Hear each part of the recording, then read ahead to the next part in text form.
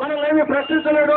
ఈ రాష్ట్ర ముఖ్యమంత్రి కిరణ్ కుమార్ రెడ్డి ఒక వెన్నుముకలైనటువంటి ఒక అర్థమవుతాడు.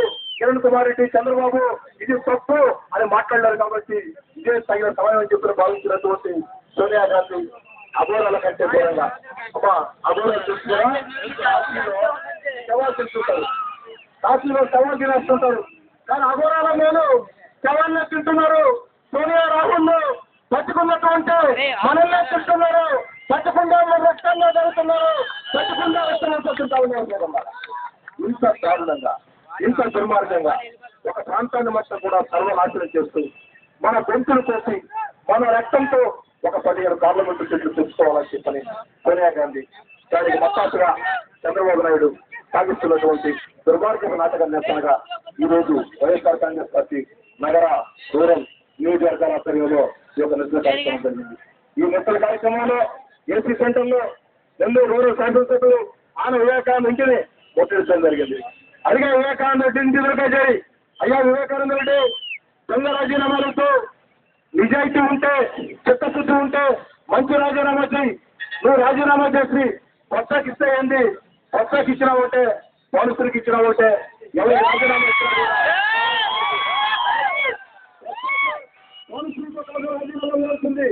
రాజీనామా ఇవ్వాల్సింది స్పీకర్ రాజీనామా ఇవ్వాలా, కాంగ్రెస్ పార్టీకి రాజీనామా ఇవ్వాలా, అప్పుడు ఉద్యోగంలోకి రా. అలా కాకుండా దొంగ ఏడుపులు మాకు ఈ మధ్య టీవీలో పెట్టుకొని ఏడుస్తా ఉన్నాడు.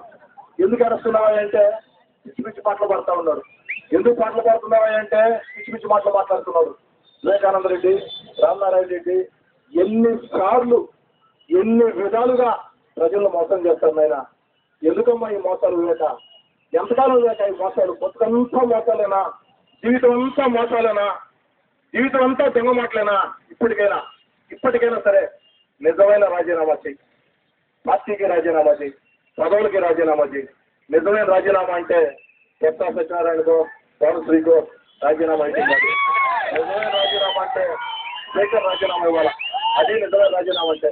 కాంగ్రెస్ పార్టీకి రాజీనామా ఇవ్వాలా. నిజమైన రాజీనామాలు చేసి వీధుల్లోకి రా.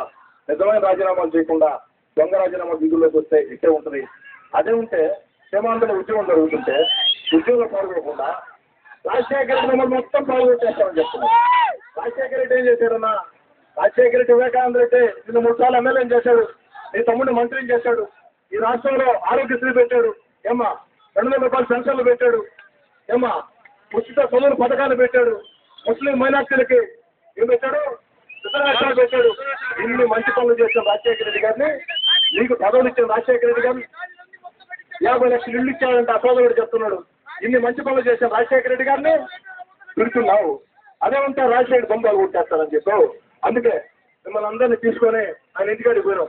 రాయ్య వివేకానంద రెడ్డి బొమ్మ పాల్గొడుతురా అని చెప్పని. ఎటబడే కూడా తెలియదు, ఇంట్లో కూడా లేడు, ఎటబడే కూడా తెలియదు. అందుకే ఆన సోదరులకు చెప్తూ ఉన్నా, మీ బెదిరింపులు, మీ జర్కులు, మీ ఆకు జర్కులు, మీ ఆకురౌడీతో మా దగ్గరద్దు. ఏదైనా ఉంటే అధికారుల మీద పడండి, ఉద్యోగాల కోసం లేకుంటే పనుల కోసం మీ మాట ఇస్తారు. ఇంకెవరన్నా అమాయకులు చదువుకోండి. అంతేగాని మా జోనుకు వస్తే మాత్రం వైఎస్ఆర్ కాంగ్రెస్ పార్టీ రాజశేఖర అభిమానులు, జగన్ అభిమానులు ఊరుకునే ప్రశ్న లేదు.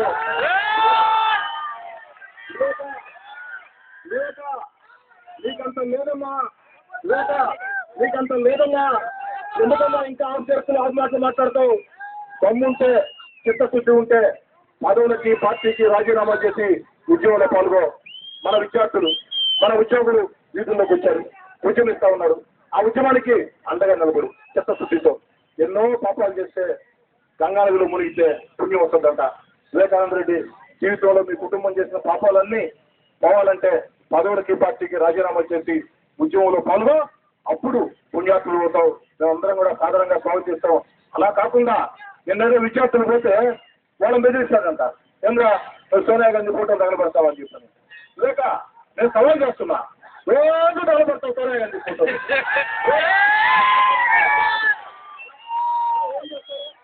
ఏం చేయగలుగుతావు? ఏదన్నా ఉంటే కేసులు పెట్టించు. కేసులు ఎవరు కాదన్నారు? ఎన్ని రోజులు పెడతావు కేసులు? 4 నెలలు. ఇంకా 4 నెలల తర్వాత నువ్వు చెప్తే వినేవాళ్ళు ఉండవు, నువ్వు లేస్తే పట్టించుకునే ఉండవు. అడిగే వాళ్ళు ఉండరు. ముఖ్యమంత్రి అవుతాడు, నేను అన్ని ఇద్దరు రోజు ఎమ్మెల్యేలుగా ఉంటాం. ఇది సమైక్యాంధ్ర ఉద్యమం. ఈ సమైక్యాంధ్ర ఉద్యమంలో సీమాంధ్రులకి ఉద్యమం చేసే శక్తి లేదంట, వాళ్ళ దగ్గర పౌరుషం లేదంట సోనియా గాంధీ చెప్తా ఉంది. అందుకే ఎవరి ప్రాంతాల్లో వాళ్ళు మీ వీధుల్లో మీరు వీధుల్లోకి రండి, ఉద్యమాలు చేయండి, విద్యార్థులకి ఉద్యోగులకి అండగా ఉండండి.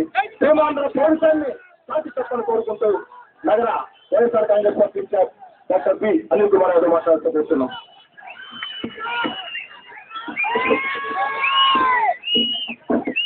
ఈరోజు సమైక్యాంధ్ర వైఎస్ఆర్ కాంగ్రెస్ పార్టీ నగర రూరల్ పిలుపు మేరకు ఈ రోజు ఇక్కడికి విచ్చేసిన విద్యార్థులు, వైఎస్ఆర్ కాంగ్రెస్ పార్టీ అభిమానులు, కార్యకర్తలు, మహిళా తల్లులు అందరికీ కూడా ఈరోజు ధన్యవాదాలు తెలియజేస్తా ఉన్నా.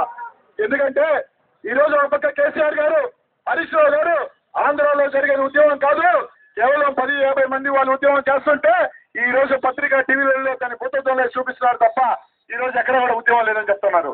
ఈ రోజు ఇంత వేల మంది ఈ రోజు జనాలు కావచ్చు, మహిళలు కావచ్చు, అందరూ కూడా ఈ రోజు ఎండనక ఈ రోజు రోడ్లోకి వచ్చి ఈ రోజు ఆంధ్ర కోసం పోరాటం చేస్తుంటే ఈ రోజు మనందరం కూడా చేస్తున్న ఒకటి, ముఖ్యంగా విద్యార్థి లోకం అందరూ కూడా మేము పిలిపించేది ఒకటే, ఈ రోజు అన్ని కూడా స్తంభింపచేద్దాం.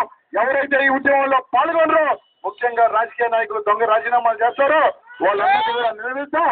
రోడ్లోకి లాక్కొచ్చైనా సరే వాళ్ళందరి చేత రాజీనామాలు చేయించుకొని ఈ రోజు అవసరమైతే ప్రభుత్వాన్ని పడగొట్టైనా సరే మన రాష్ట్రాన్ని మనం కాపాడుకుందామని చెప్పి తెలియజేస్తా ఉన్నా. ఈ రోజు ఎన్జిఓస్ ఒకటి అడుగుతాను, 12 ఎక్కిన తర్వాత వాళ్ళందరూ కూడా ఈ రోజు నిరోధక బంద్ చేపట్టబోతున్నారు.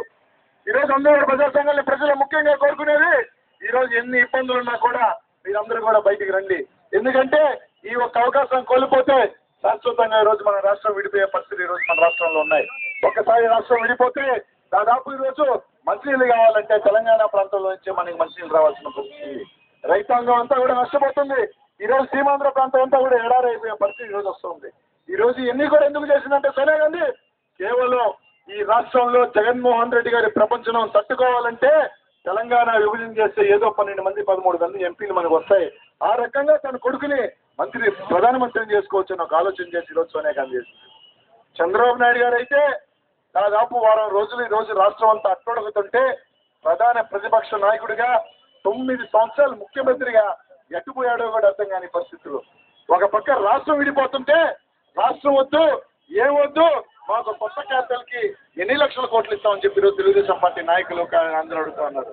ఈరోజు నెల్లూరు జిల్లాలో వస్తే ఆంధ్ర విభజన చేయకముందు ఈ రోజు ఆ ప్రకటన రాకముందు ఆనం వివేకానంద రెడ్డి కావచ్చు, శ్రీధరకృష్ణారెడ్డి గారు కావచ్చు, సోమిరెడ్డి చంద్రమోహన్ రెడ్డి కావచ్చు, సమైక్యాంధ్ర మీటింగులు పెట్టి స్పీచ్ల మీద స్పీచ్లు ఇస్తూ రాష్ట్రం అద్దెగొట్టం అయిపోతే రాష్ట్రం ఇదైపోతుంది అదైపోతుంది అన్న నాయకులు తెలంగాణ ప్రకటన వచ్చిన తర్వాత ఎట్టబోయారో తెలియట్లేదు. కనీసం బయటకు వచ్చేదానికి సాహసం చేయకుండా కేవలం దొంగ రాజీనామాలు ఇచ్చి ఒక ఆయన బొత్సాకి మంత్రి గారు చూస్తే కిరణ్ కుమార్ రెడ్డి ముఖ్యమంత్రి గారికి ఇచ్చి ఈ రోజు మేము ప్రజల గురించి మాట్లాడాలని చెప్తున్నారు. కనీసం సీమాంధ్ర ఎంపీలైతే మంత్రులైతే కనీసం ప్రజలకు ఎంపీ రాజ్యసభ జరిగితే కనీసం మాట్లాడలేని పరిస్థితి. కాబట్టి ప్రజలందరూ కూడా ఆలోచన చేయండి. వైఎస్ఆర్ కాంగ్రెస్ పార్టీ పక్షాన్ని అందరూ కూడా కలుపుకుందాం. ప్రజా సంఘాలందరినీ కూడా విజ్ఞప్తి చేసేది ఒకటే, అందరూ విడివిడిగా కాకుండా ఒక జేఏసీగా ఫామ్ అయి భారీ ఎత్తున ఉద్యమాలు చేద్దాం. ఆంధ్ర సీమాంధ్ర సత్తా ఏందో కూడా కేంద్రానికి తెలియజేసే విధంగా మనం పోరాటం ముందుకు వెళ్తామని తెలియజేస్తూ ఈ రోజు ఈ కార్యక్రమానికి ఇచ్చేసిన ప్రతి ఒక్కరు కూడా ధన్యవాదాలు. ప్రతి ఒక్క ప్రాంతంలో కూడా అందరినీ కూడా కలుపుకొని ఈ ఉద్యమంలో భాగస్వామ్యం చేయాల్సిందిగా అందరినీ కోరుకుంటూ సెలవు తీసుకుంటున్నాను. లేకపోతే పొట్టుస్వామి గారికి అనిల్ కుమార్ యాదవ్ గారు, బుక్కా దోర్మల్ గారు ఎక్కి మాలేస్తారు. సోదరులారా, రేపు ఉదయం 10 గంటలకి ఉజిభోజు నెల్లూరు వద్ద హైవే బంద్ కార్యక్రమం ఉంటుంది. ఈ యొక్క సమైక్యాంధ్ర పరిష్కారం అయ్యేదాకా, సీమాంధ్ర ప్రయోజనాలు రక్షించేదాకా ప్రతిరోజు కార్యక్రమం ఉంటుంది.